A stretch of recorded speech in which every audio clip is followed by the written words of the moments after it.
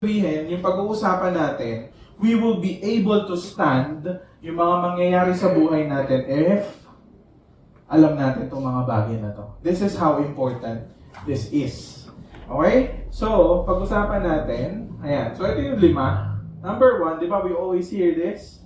Pero, hindi pa tayo nag-deep dive kung ano ba yung ibig sabihin yan. Una, we are a group of sinners. Only hope natin si Jesus, loved and accepted forever, creating a safe place, and spreading the good news about Jesus. So, it encompass, ibig sabihin ng encompass, yung lahat ng parte ng buhay natin, some way, somehow, we will be able to use this para mag-thrive tayo. Ibig sabihin na mag-thrive, lumago, mag-grow as a human being. Kasi, eto, tatandaan nyo guys, isa sa mga bagay na gusto ko matutunan nyo ito. Una, yung mga tinuturo sa schools, those are skills. Yung mga tinuturo sa schools, usually hindi sila nakakatulong in terms of personality development. Hindi sila nakakatulong sa, like for example, yung mga bagay ba na natututunan nyo sa school, natutulungan kayo kapag malungkot kayo? Kapag ka ba may natutunan kayo sa school, natutulungan kayo nun kapag ka-stress kayo, maraming nangyayari sa buhay nyo, sa pamilya nyo. It doesn't, right? And, ayun yung nangyayari sa atin. We know the techniques, pero yung mga techniques na yun ay hindi nakakatulong sa atin. So, itong mga bagay na to are fundamentals. Ibig sabihin, this is a matter of the heart. So, pag-uusapan natin is not just the mind, but also the heart. Ini-engage natin yung puso natin, yung emotions. Okay? So, we are a group of sinners. Ito yung una nating pag-uusapan. And, ayan. So, the question that we are going to answer is, number 1, who we really are. Number 2, what we are about. And number 3, what we want to become. Okay. Number 1, tayo, basahin natin yung verse. 1, 2, 3, go. But God showed His love by sending Christ to die for us where we are still sinners. Romans chapter 5, verse 8. Po. Okay. Number 1 is who we really are. Sinners. Ngayon, tanong ko sa inyo, kapag naintindihan mo na makasalanan ka, what are the implications of that? Ano isa sa mga bagay na problema ng mundo natin? Is it because people know and understand na makasalanan sila? Or is it because people doesn't understand na makasalanan sila? Tanongin nyo na lang, meron ba kayong kakilala na alam nila sa sarili nila na makasalanan sila? Alam nila? Pero pagka nag-aaway na kayo, parang pinapakita niya sa'yo na hindi siya, di ba? Napansin niyo ba? Tignan mo ha. Marami nagsasabi na makasalanan sila, pero pagkaaway mo na sila, anong pinapatunayan nila? Na mas magaling sila sa'yo. So, ibig sabihin, hindi sila naniniwala in the first place na makasalanan sila kasi kapag nag-away kayo, pinapakita niya sa'yo na ikaw ang mas makasalanan. Ganon. Makasalanan tayo, pero mas makasalanan ka. Parang ganon. Diba? So, ibig sabihin, in reality, walang naniniwala na makasalanan sila. Okay? So, popular opinion. Ito yung popular opinion. When I say popular opinion, everyone or almost everyone, maririnig mo, ito yung sinasabi nila, the greatest problem is outside of us. Sino yun? Environment, corruption, calamity, culture, etc. There is this one article, 1500 siya sinulat ng isang reporter. Alam mo sabi ng reporter sa article? Alam niyo yung article, di ba? Alam niyo yung parang Manila Bulletin. Yan. Dati kasi, syempre, wala pang social media. Nag-create siya ng isang Manila Bulletin, tapos sinagot niya yung tanong. Sabi niya, what is the problem of the world? Sabi niya, ang problema ng mundo, calamity, government, corruption, yung environment natin, ang dami nangyayari hindi maganda. Ayun daw yung problema ng mundo. Pero, alam niyo ba, na meron nag-reply sa kanya? Alam niyo sagot na nag-reply sa kanya? Via email. Sabi niya, Via mail, alam niyo yung mail, di ba? Yung naka-envelope. Sinendan niya. Ano sabi niya? The problem in the world is me. Sincerely yours, G.K. Chesterton. Can you imagine? May nag-publish na ang problema ng mundo, environment, calamity, tapos biglang nag-send tong tao na to. This, si G.K. Chesterton, kung hindi siya kilala, isa to sa mga sikat na mga authors. He is a philosopher and theologian. Ngayon, sinabihan niya, yung tao na nagsulat ng article na, kung meron ng problema ng mundo, hindi yung calamity, hindi yung environment, hindi yung culture, hindi yung mga tao sa paligid ko. Ang problema sa mundo, sabi niya, ako. Can you be honest enough na ang problema ng mundo ikaw? Tanong ngayon, paano niya nasabi na siya yung problema ng mundo? Alam mo kung bakit? Walang kahit isa sa atin living as we should be. Alam nating lahat na yung buhay na meron tayo ngayon is not as it should be.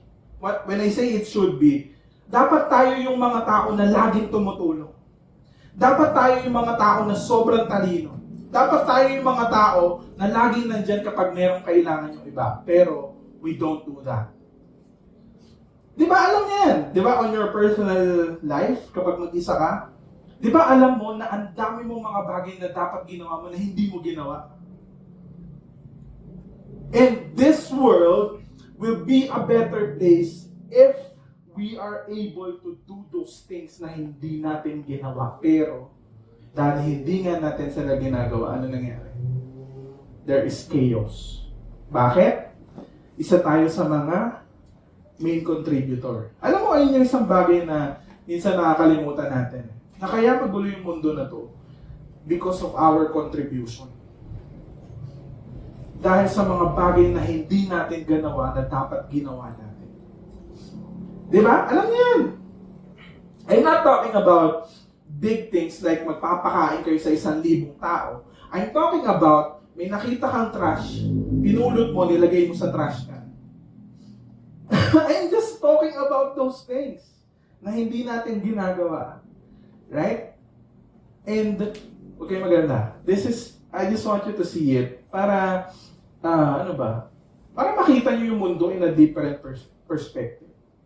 Para hindi kayo basta-basta naniniwala sa mga sabi-sabi. Pero, that's the reality. Isa tayo sa mga problema ng mundo. All of us. O, tanong, anong implication nun sa akin, kuya? Kung alam ko na isa ako sa mga problema ng mundo, hindi ko ituturo si Adrian, sasabihin sa kanya na ikaw lang ang problema ng mundo. Nakita niyo yan? This world can be a better place if people understand na isa sila sa mga problema ng mundo. Can you imagine the happiness that we have? Kapag naintindihan mo na you're part of the problem. Hindi ka nakikipagtalo sa social media. Alam mo yun, di ba yung mga tao, di ba marang laging ang daming opinion, ang daming sinasabi. Especially mga keyboard warriors. Di ba? Kasi since hindi siya kaya sapakin, di ba? Chat ng chat, comment ng comment. Kasi nga dahil hindi mahirap hanapin yung identity mo eh. Pero, if we all understand that we are part of the problem, that's where the change is happening. That's where the change will happen. Ulitin ko, if we understand that we are part of the problem, doon magsisimula ang pagbabago. Di ba kabaliktaran? Ang sinasabi ng mundo, kailangan magbago muna to bago mag-start yung change. Sa atin, if we understand that we are part of the problem, doon magsisimula ang pagbabago. Change is coming. Pero, not the way we all think. Because that it's the other way around. Ito ang motto nating lahat. Makinig muna. Ang motto nating lahat dito, biblically speaking, ito. Yung sabi ko dyan, our greatest problem is not on the outside, but on the inside, which is the heart. Oh, sabi ng isang theologian, the problem of the human is the problem of the human heart. Ang problema natin is our heart. Alam niyo ba na ang pinaka-problema ng mundo natin is yung kanya-kanya nating puso? At alam niyo ba na kung meron man ng loko sa inyo 1,000 times simula nung nabuhay ko, it's your heart. It's not the people around you, it's not the government, it's not the circumstances of your life, but the primary person na unang nanloko at nag-disappoint sa inyo is yung mismong puso. Nothing more, nothing less. Alam niyo ba yan? Minsan magnilay-nilay kayo. Tapos balikan niyo yung past.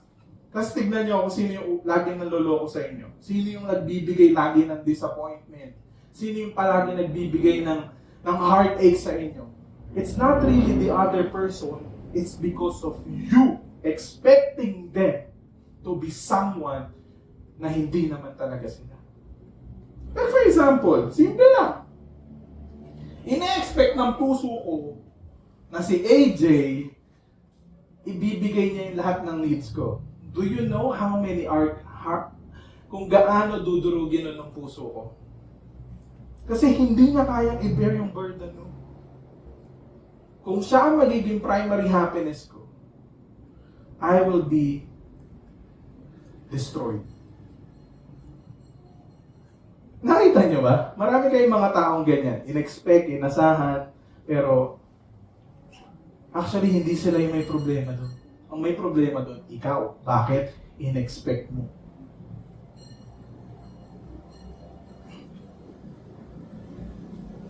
What do we mean by sinners? What do we mean? Ano ibig sabihin ng pagiging sinner or pagiging makasalanan? This is one of the things na sobrang freeing. Alam nyo ba, before, when I started going to church, sabi ko, ay, habang tumatagal, nagiging mabuti na ako. Pero, down the road, parang sobrang lumungkot ako. Alam mo kung bakit? Kasi parang hindi ako mas bumubuti. Parang mas lalo ko nakikita at nagiging aware ako dun sa mga kasalanan ko na dating hindi ko nakikita. And then, I found the freedom that when you understand that you are a sinner, alam niyo nangyari, I become more happy. Like for example, dito sa church natin,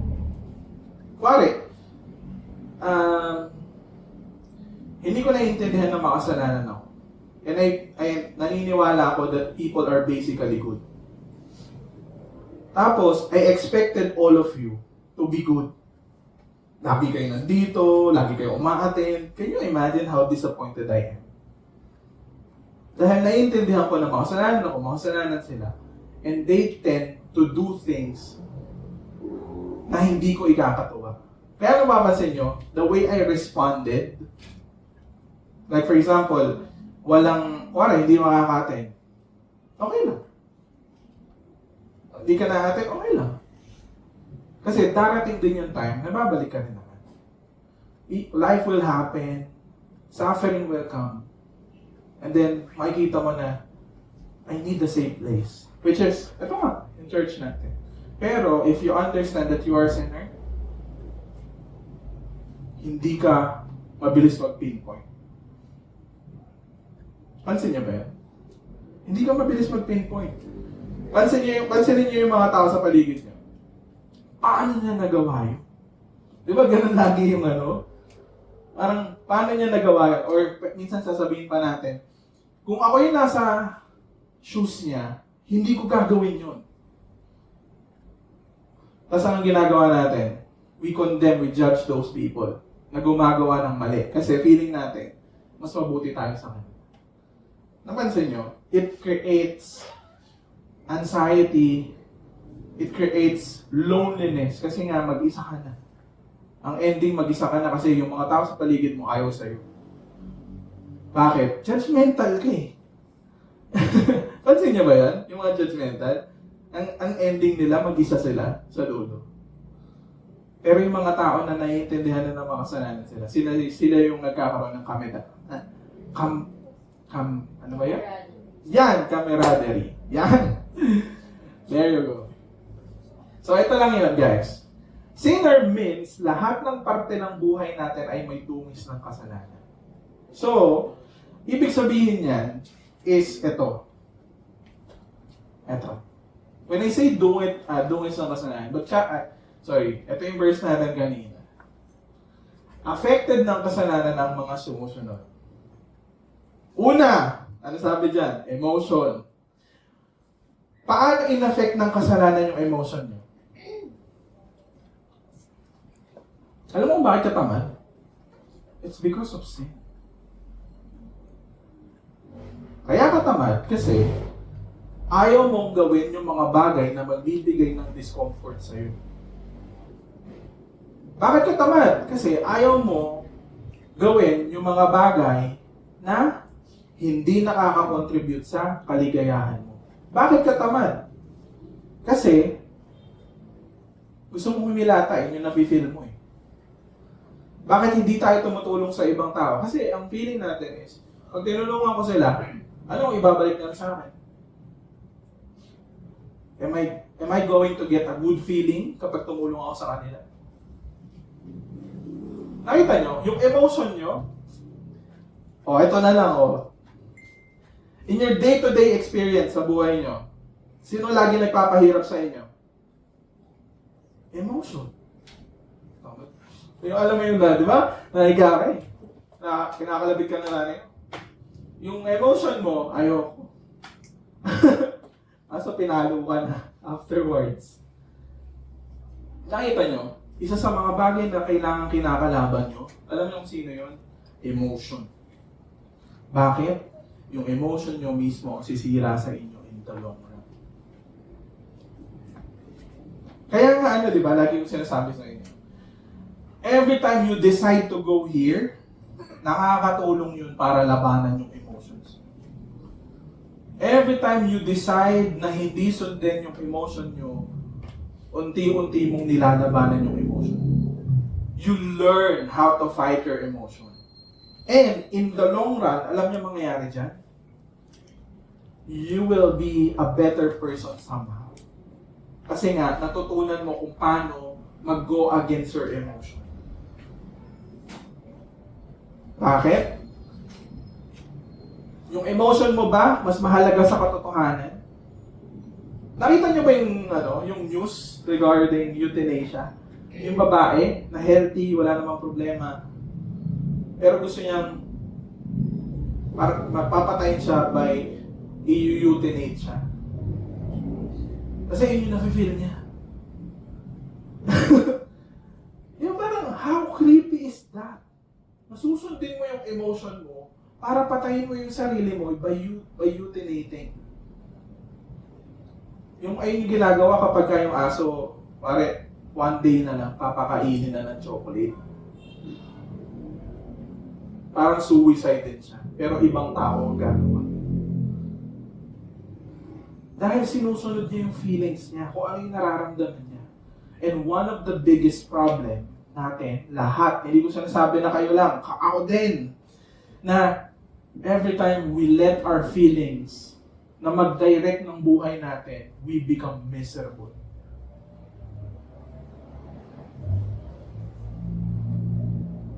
Yung mga toxic na yan, alam niyo kung bakit toxic yun? Kasi yung mga toxic na tao, they continuously live their life kung ano yung sinasabi ng feelings nila sa kanila. Kaya toxic nila. Diba? Kung ano yung maramdaman, gagawin. Diba? Thinking capacity. Dahil nga yung motivations ng heart natin, meron ng dungis. Pati yung the way we think, meron na rin dungis ng kasalanan. Like for example, kapag nag-preach ako dito, nagsalita ako, I'm doing it para mag-glorify si God. Pero there are moments in my life, at the back of my mind, sinasabi ko sa sarili ko, sana magustuhan nila yung sinabi ko. Gusto kong kunin yung like nyo, yung like button, Instead, nakunin ko yung glory na si Lord. Instead na ibigay ko yung glory kay God. Anong ginagawa ko? Kinukuha ko yung glory na dapat para sa Kanya. Same thing. Pati yung motivations. Kumbaga, the heart and the mind always, kung ano yung nasa puso mo, will eventually go to your head. Or what comes to your mind will eventually goes to your heart. Like for example, kapag ka marami ka ng achievements, kuwari mataas yung grades, tapos you continually say to yourself, ang galing ko na, ang galing ko na, ang galing ko na. Sila mga buob. Ang magiging end result nun is, mapupunta yun sa puso mo, and then, ang gagawin mo is, i-judge mo na yung mga tao na mga tamad. Di ba? From here to here, nararamdaman mo na siya. So, ganito yon guys. Alam niyo paano nag-work yan? From here, sa utak. Inisip mo. Napunta sa puso mo. And then, yung emotion will follow. Kaya nga ganito lagi eh. Like for example, may mga bagay kayo na hindi kayo masaya ngayon. Pero, alam nyo na tama yung ginagawa mo kahit hindi ka masaya doon. Ang ending note is kahit hindi ka masaya ngayon, pero tama yung ginagawa mo, it will eventually lead you to happiness. Bakit? Yung happiness na nag-cause ng something sa'yo, time, effort, money, those are the happiness na lasting. Like for example, addiction, droga. Ang bilis makuha ng happiness kasi tira ka lang eh. Pero yung pagiging mabuting tao, yung wala kang sinisira ang ibang tao, that's hard. Pero in the long run, ano ang mas nagbibigay ng benepisyo sa'yo? Yung pagiging addict mo o yung pagiging virtuous mo na tao? Yung pagiging virtuous mo. Bakit? Kasi kapag addict ka, nagkakaroon ng taning yung buhay mo dahil sinisira mo yung katawan. Nakita niyo yun? Yung mga happiness na madaling makuha, those are happiness na hindi rin tumatagal. Gets niyo? We have two main beliefs. May dalawang ano yan. Yung isa, utter depravity. Ang ibig, ito to, theology. Yan. May dalawang klase ng teoro sa mundo. One is utter depravity. When I say utter depravity is, ang sinasabi ng belief na yan is, lahat tayo, we are bad as we can possibly be. So, ibig sabihin, nandito na tayo sa moment ng buhay natin na ito na yung pinakamasamang status natin lahat. Hindi, di ba? Alam mo bakit?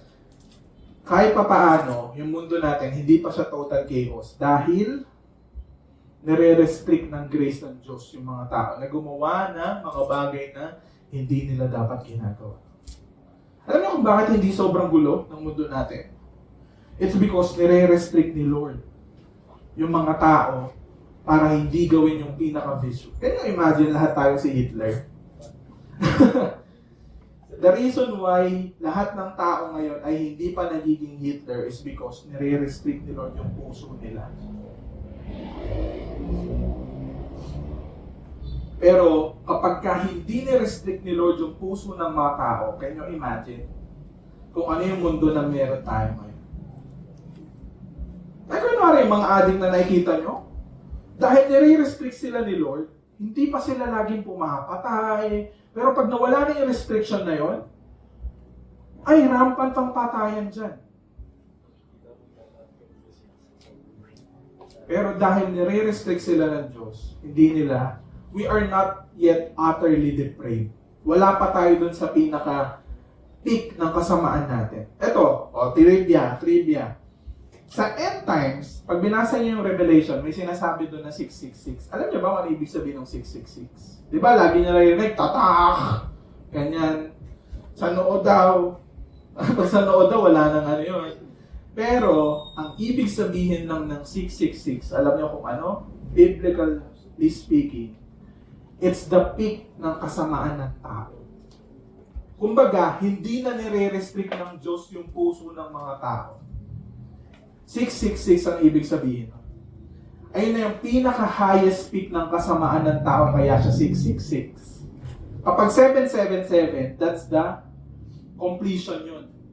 Pero dahil 666 nga, ayun yung peak ng kasamaan ng tao. Kaya sa Revelation, sa end times, dun na mangyayari yung pinaka-peak ng kasamaan ng tao.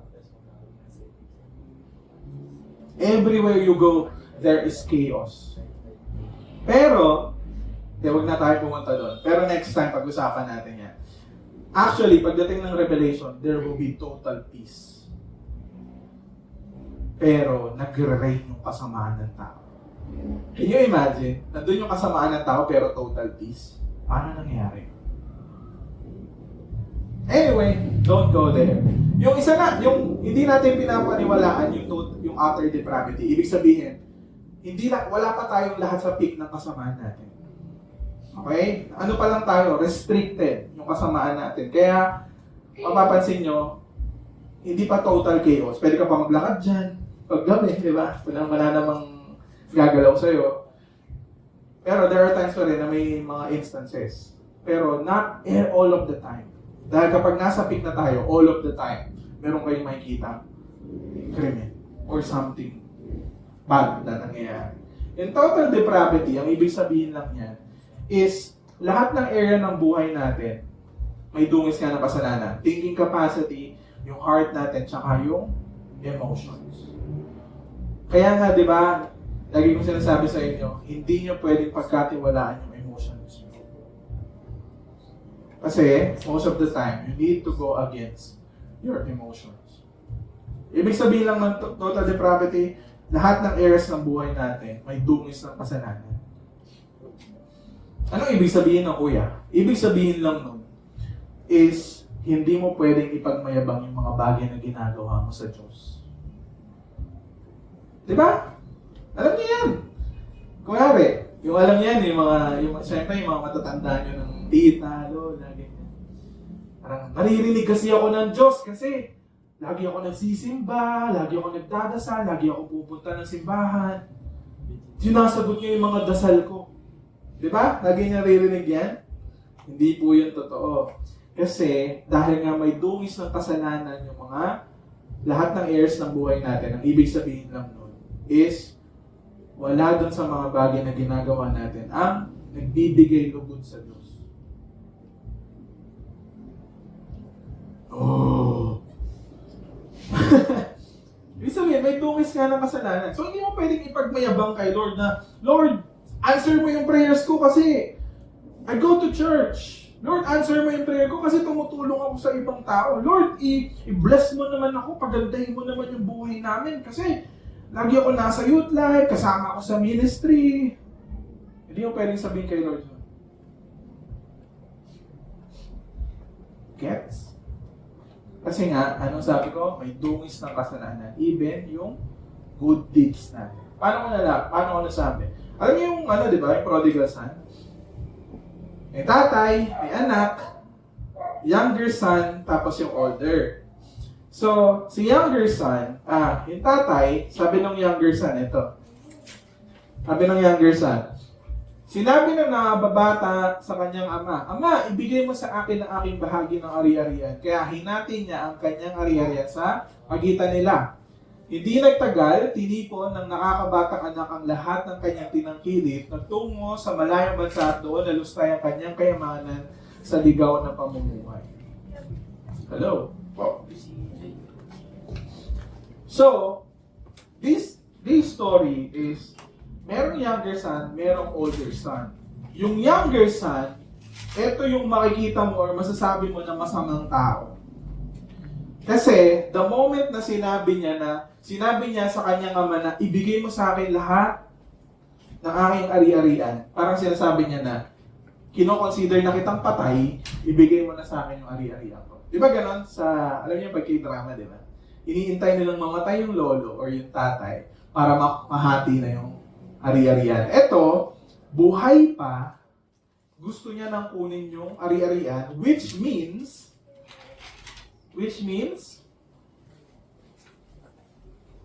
yung tatay niya, para sa kanya, patay na. Diba? So, ang ginawa niya, he go to the far country, nag-clubbing siya, ginawa niya yung mga bagay na dapat hindi niya ginagawa. So, bad things. Okay. Bakit nga ba natin gustong nanonood ng porn at gawin ng mga bisyo na nakakasama sa ating kalusugan? Because, alam natin lahat na yung panonood ng porn masama. Tama? Ngayon, bakit natin siya ginagawa? Kahit alam naman natin na makakasama siya for us. Because, para ma-fulfill yung needs ng heart natin. Number 2, bakit nga ba natin gustong siraan ng mga tao na ayaw natin? It's because it feels good. Right? Pansin niyo ba yun? Pag meron kayong pinagsisismisan, parang saya. Pangit niya talaga eh, no?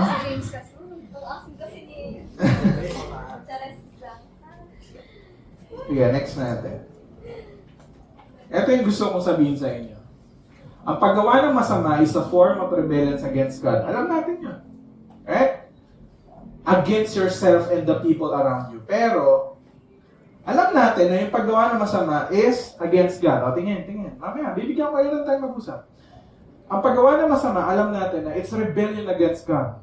Pero we don't understand that it's also a rebellion against yourself and other people. Pag gumawa ka ng masama, kuwari sabihin natin na nakipagsiraan ka, siniraan mo yung tropa mo. Anong una doon? Una, syempre, hindi gusto ni Lord yun. Pangalawa, masisira yung relationship nyo. Pangatlo, you will be miserable dahil nawalan ka ng kaibigan. Nakita nyo, 3 yung lagi mo tinatamaan. Si Lord, yung tao sa paligid mo, sarili mo. Alam mo kung bakit pinagbabawal yung mga bagay na yun? Or sinasabi ng Diyos na dapat hindi mo ginagawa? Or bakit tayo aware sa mga bagay na hindi natin dapat ginagawa? It's because, kapag ginawa mo yun, first and foremost, it's a rebellion against God, pero ang ending palagi nun is kasiraan mo. Ulitin ko, lahat ng masamang bagay dito sa mundo na to, ang ending nun is kasamaan sa sarili mo. Sinisira mo yung sarili mo. Mag-isip kayo ng mga bagay na masama na hindi nakakasira sa sarili. Meron akong sample dito. Okay, sige, ito. Yung pagbababad sa social media, feeling natin walang masama, but eventually we become addicts. We support platforms to make other people do the same thing. Labas tayo Magana tayo, mag-helicopter ride tayo. Kapag nagsa-social media ka, ang iniisip mo lang doon, kasiyahan mo, para ma-distract ka lang sa loneliness ng mundo. Pero, hindi mo naiisip na every time na nagsa-social media ka, sinusuportahan mo yung platform na yon. At dahil sinusuportahan mo yung platform na yon, mas magiging malaki yung coverage ng tao na gagamit ng platform na yon. At dahil sinusuport mo yon, mas gumagawa sila ng mas maraming mga pakulo para yung mga tao na yon ay manatiling nagsa-social media at ubusin nila yung oras nila doon. And, ano nangyayari? Nakita nyo? It goes beyond your happiness. It goes beyond your destruction. Para ma-distract ka. Because, pati yung ibang tao na-affect ng bagay na ginagawa natin. And, we enable the nation not to see God. Sometimes, di ba, tayo na lang. Ako, I don't want to go to church. Why? Mas masaya mag-drama. Mas masaya mag-social media. Mas masaya mag-scroll na lang. Mas masaya na i-distract mo yung sarili mo sa kalungkutan ng mundo na to by using social media. Instead na makinig kay Kuya Raymart dito. Tama, mali. And we enable it so that, kasi habang ginagamit mo yung social media, nabibigyan natin ng funds yung gumagawa ng mga apps na yan. And the more na binibigyan natin sila ng funds, lalong lumalawak yung coverage nila at mas maraming tao ang nakakalimot sa Diyos because sobrang naging distraction na nila yung social media sa kalungkutan ng mundo. Tandaan nyo to. Kaya merong kalungkutan, merong suffering at mga bagay na hindi maganda nangyayari dito. It's not for us para i-distract yung sarili natin. The reason why there is loneliness, there is emptiness is because para makita ng mga tao yung pangangailangan nila sa Diyos. Pero dahil merong social media, hindi makita ng mga tao yung pangangailangan nila sa Diyos. Gets nyo? Ganun kasama yung social media if you think about it more. It goes beyond yourself. Sige, isa pa. Panonood ng porn. Feeling natin wala namang masama, but eventually we see human being as object. Sa mga boys, nakikita na lang natin yung babae na, object to. Gagamitin ko to para sa kasiyahan ko. Tapos, ano mangyayari? We see human being as object to use. We are supporting human trafficking. Alam niyo ba, na every time nanonood kayo ng porn, you are supporting human trafficking. Ibig sabihin, nagkakaroon ng pondo sila para kumuha pa ng mas marami pang babae na magiging parte ng video nila. Akala nyo nanonood lang kayo? Hindi. Sinusuportahan nyo sila by continuously watching pornography. And the Bible tells us that sexual immorality ang ending, you are affirming immorality, which God hates. Napanood nyo na ba yung mga interview niyan? Yung mga babae na part ng human trafficking? Wala silang magawa. Pero, parte tayo sa pagsuporta doon. Ano yun? Ito lang yung nakikita natin. Pero pag lumayo ka, makikita mo na ang dami palang na-affect, no? Yung mga simpleng bagay na ginagawa natin. Kaya nga lagi yung sinasabi sa inyo, diba? Every small decision that you make today will eventually cause you trouble in the future. It's not the big decisions, guys. It's the small decision that you make every single day. Papasok ba ako o hindi ako papasok?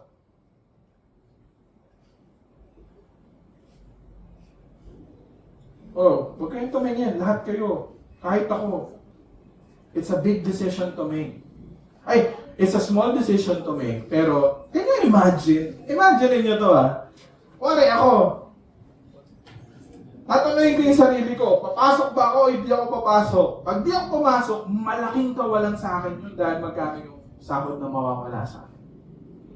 Pero everyday struggle natin lahat yun. Pero, every time you chose to do what is right, nade-develop yung character mo.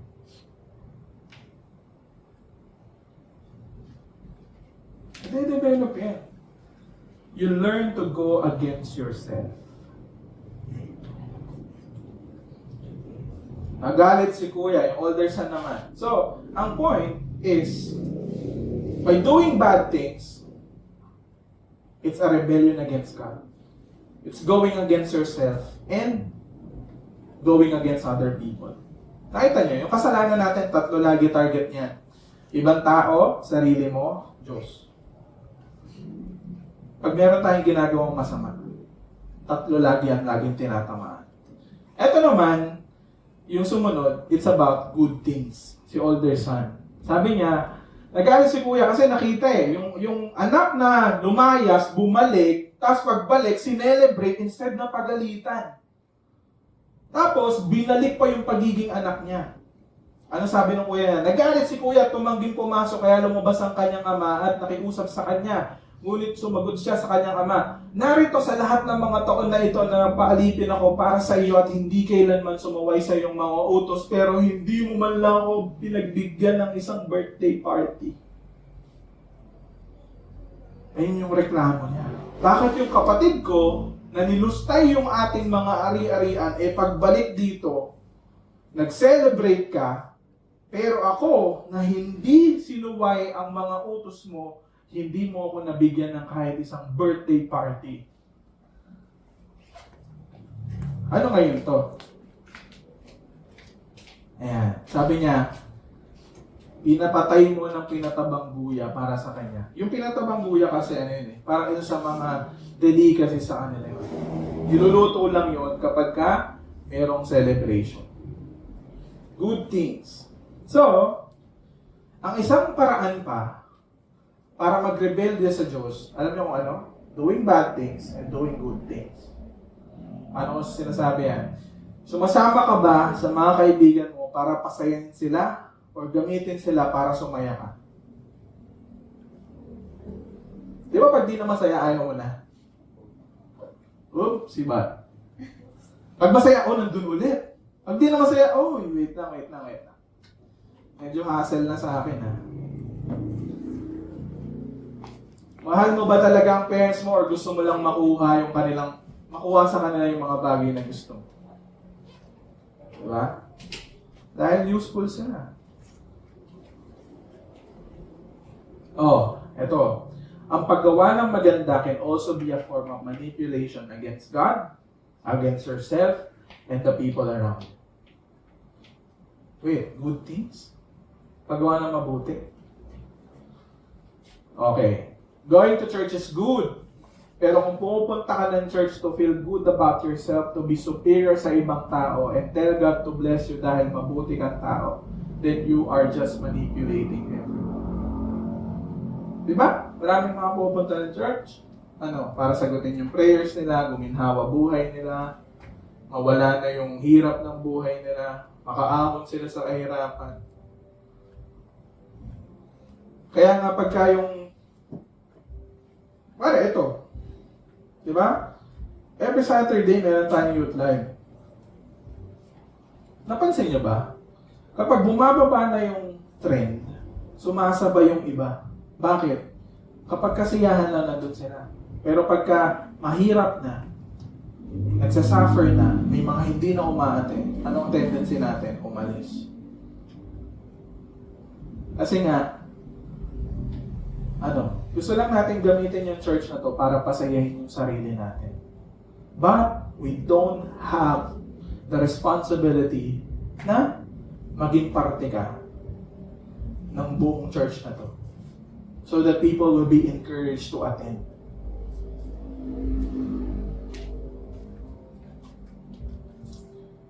Kaya nga di ba laging sinasabi sa inyo, kahit wala nang attend dito, I will preach it to the pader, to the ceiling.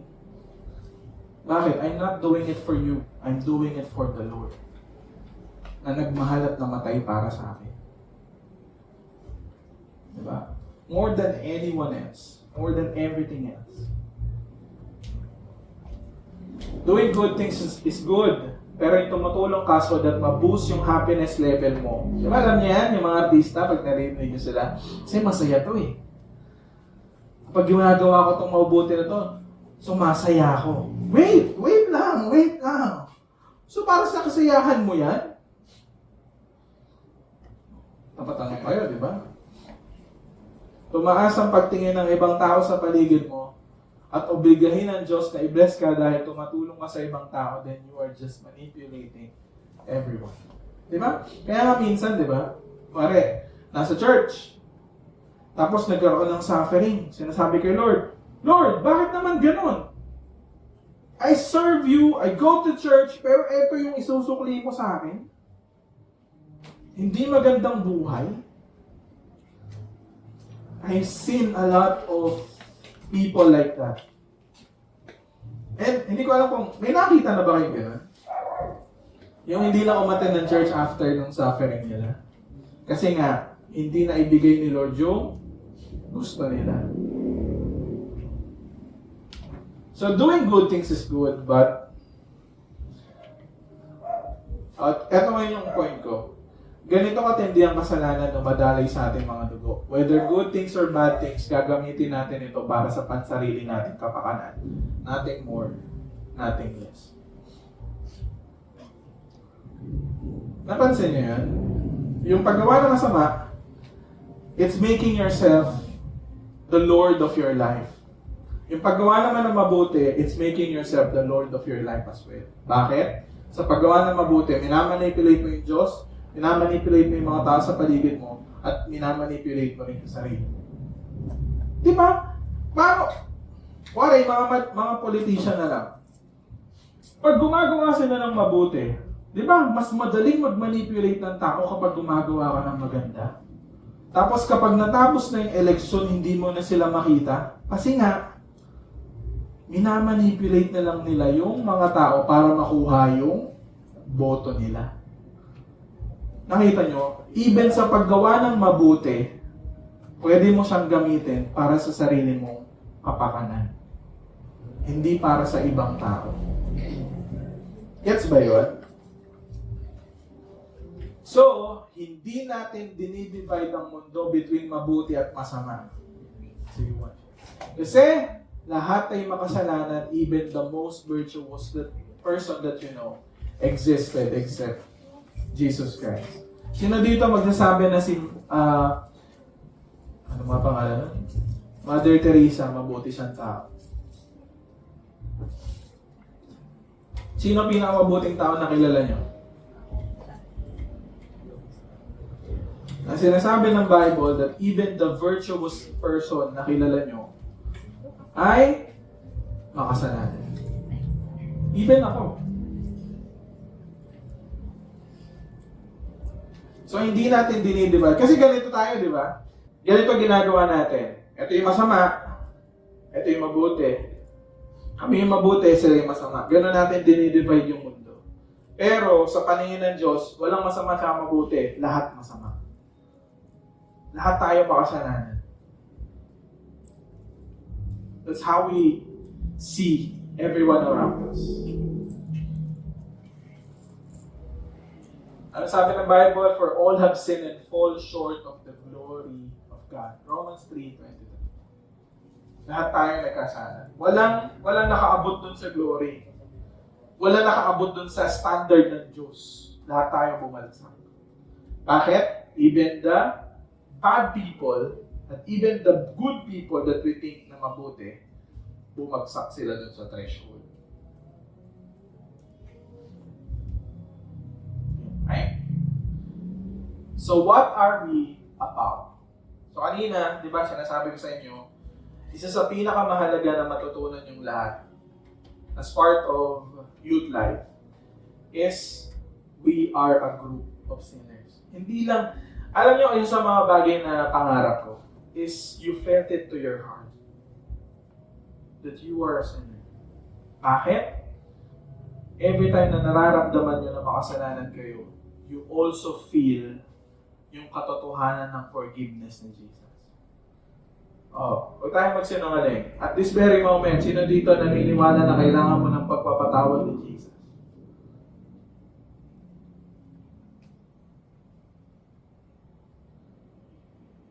Pero kanina nung pagpasok niyo pa lang, wala pa no? Pero nagsasalita na ako parang, uy, nakita ko ulit yung kasalanan. Pero, ito tandaan nyo. If you understand and you feel it to your heart na makasalanan ka, nagiging totoo din yung pagpapatawad ni Jesus sa iyo every single day. Kaya nga sinabi ng Bible, he who is forgiven little loves little, and he who is forgiven much loves much. So, ibig sabihin, the more na nakikita natin yung ating mga kasalanan, the more na nakikita natin kung gaano kalawak yung pagpapatawad ng Diyos sa ating lahat. And the more na nakikita natin kung gaano kalawak yung pagpapatawad niya, ganun din kalawak yung pag-ibig na nararanasan natin na nanggagaling sa Kanya.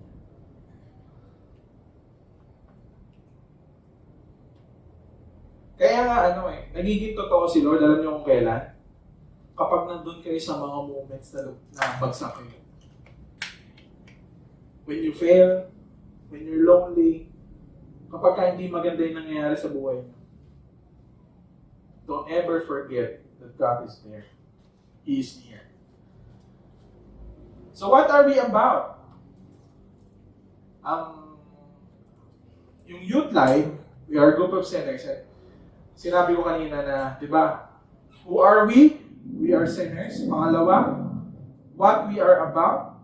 We are about Jesus and His unfluctuating love for sinners. Ibig sabihin ng unfluctuating, hindi siya tumataas, hindi siya bumababa. Consistent. Na yung pag-ibig niya para sa makasalanan tayong lahat, hindi nagbabago, hindi nagwe-waver. Hindi katulad ng pag-ibig ng mga tao sa paligid mo na kapag meron kang ginawang masama, bumababa na yung pag-ibig niya. But God showed His love, His great love for us by sending Christ to die for us while we are still sinners. Sinabi ba ng Bible na while we are already righteous, when we are already good, sinabi ng Bible where we are in the mud, when we are still sinners, yung mga panahon na gumagawa tayo ng kasalanan, that's where God showed His love for us.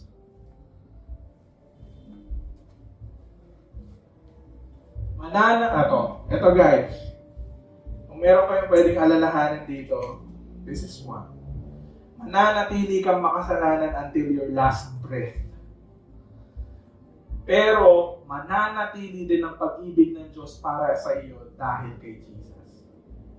Tandaan yan, mananatili tayo makasalanan. Pero mananatili din ang pag-ibig ng Diyos para sa atin dahil kanino? Kay Jesus. So, tingin na dito, patapos na. Ang pag-ibig ng Diyos is not something na pwede mong i-manipulate or i-earn dahil it is freely given in Jesus. Tandaan nyo to, wag nyo kakalimutan. Yung pagpunta ng church, yung pagdadasal, yung pagbabasa ng Bible, yung pag-attend ng youth live, walang kahit ano doon. Ang pwede mong gamitin para masabi mo sa Diyos na mahalin ka niya. Hindi mo pa pwedeng maging basis yung mga bagay na yun para mahalin ka niya. Kasi in the first place, even without those things, mahal ka niya. So makinig muna, guys. Ulitin ko. Church, prayer, Bible reading, going to youth live, hindi nyo siya pwedeng gamitin para mahalin kayo ng Diyos. Because in the first place, even without those things, mahal na kayo ni God. Bakit? Dahil kay Jesus.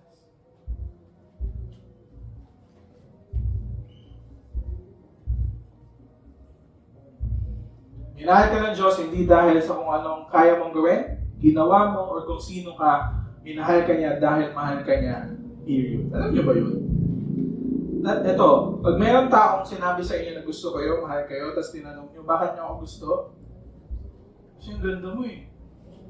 Uy, boy, bukas hindi na. Eh kasi ano yung caring mo? Lagi ka may time sa akin. Wow, paano pag wala na?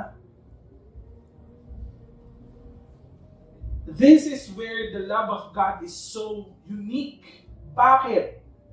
Yung pag-ibig niya sa atin, minahal ka niya dahil mahal ka niya. Period. Wala siyang sinabi, mahal kita kasi ganito ka, Maris. Mahal kita, haba ng buhok mo eh. Mahal kita kasi you always go to youth live, nakikinig ka kay Kuya Raymar, ginagawa mo yung mga bagay na dapat mong gawin. No. Hindi pwede maging basis ng Diyos na mahalin ka yung mga bagay na ginagawa mo. The only basis kung bakit kanya minamahal in the first place is because mahal ka niya. Period. There is no other reason. Dahil sa ginawa ni Jesus, naging ganun yung pag-ibig niya sa'yo. Ang reason kung bakit ka niya mahal is because ikaw yan. What do we become? What do we want to become? Ano ba yung vision natin for this ministry? Ano ba yung vision natin for youth life? Ano ba yung nakikita natin na mangyayari sa atin in the future? Ito, number 1, we want the church to be a place para sa mga kasalanan at hindi para sa mga feeling mabuting tao. Ulitin ko, hindi para sa mga feeling mabuting tao. This is for the real sinners. When I say real sinners, these are the people who know in themselves and felt in their heart na makasalanan sila, alam nila yun. At kailangan nila ng pagpapatawad ng Diyos through the death of Jesus Christ. You will be serious about this. Number 2, we want people to have a new perspective about the church, that it is not a museum for saints, but a hospital for sinners. Diba? Ano lagi sinasabi ng iba? Santo na yan kasi lagi nasa church eh. Baka lumagpas pa nga ng langit yan eh. No. This church, hindi para to sa mga santo. This church is for sinners. This church are for those people na alam nila sa sarili nila na makasalanan sila. Alam niyo ba kung paano tayo naging saints? Hindi yun dahil sa good works natin. Naging saints tayo sa harap ng Diyos dahil namatay si Jesus para sa atin. And we are now called sons and daughters of God because namatay si Jesus para sa iyo. Sabi mo sa katabi mo, namatay si Jesus para sa iyo. Number 3, we want to rebrand Christianity na walang masusunog sa mga pupunta ng church, but people will find hope, peace, dahil they see the light of Christ. Diba pag nag-ano kayo, sama ka sa amin sa church. Sunog ako eh. Sunog ako eh. Ang goal natin is, hindi ayun yung makita na. Ang goal natin dito is they will find hope and peace, and they will eventually see the light of Jesus Christ. See the light of His love.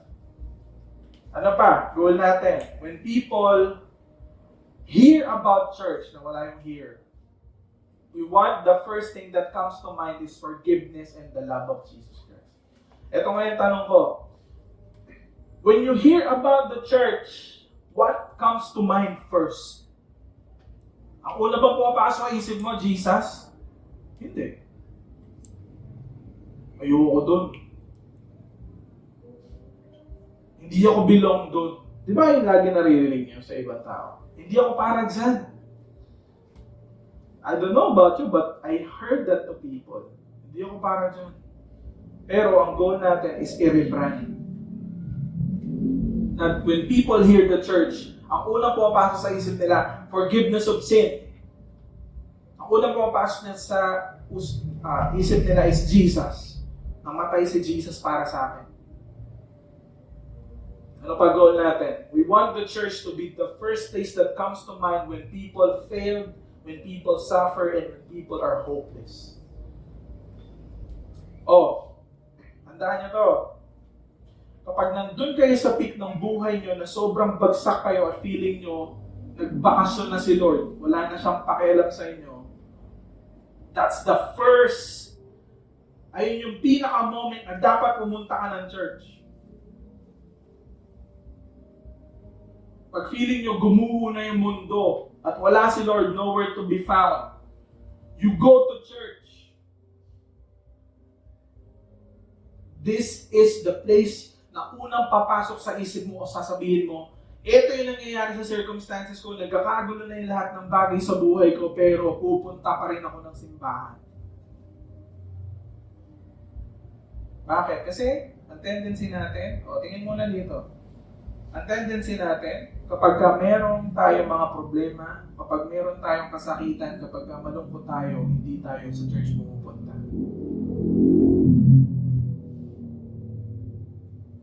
Pero, ang goal natin, when you experience those things, ito yung una nyong maiisip. We want the church to be a safe haven for the needy, broken, and sinful sinners. Ito tanong ko sa inyo. Is there a place na pwede nyong puntahan at this very moment of your life na pwede maging safe space sa inyo? Wala. Even your friends. Even your loved ones can betray you. Pero dito, since we have a perfect and loving God, we can find rest for our souls. And lastly, it's all because of the electrifying grace of Jesus Christ. Ano sabi ko kanina? We're all sinners. Meron tayong banal na Diyos. Do you know why we are not yet dead? The presence of God is here. Pero napansin nyo, alam nyo ba na sa Old Testament, kapag ka merong lumapit sa presence ng Diyos, namamatay on the spot. Pero sa atin, can you imagine, you go here, and none of us die? Alam niyo kung bakit? Dahil dumaloy na yung dugo ni Jesus sa krus para pagbayaran lahat ng kasalanan natin lahat. When I say pinagbayaran, past, present, future, covered, binayaran lahat ni Lord nung namatay siya sa krus. So even though mananatili tayong makasalanan, pero still, yung pag-ibig ng Diyos sa atin ay mananatili rin. Bakit? Dahil sapat ang dugo ni Kristo para bayaran lahat ng kasalanan natin lahat.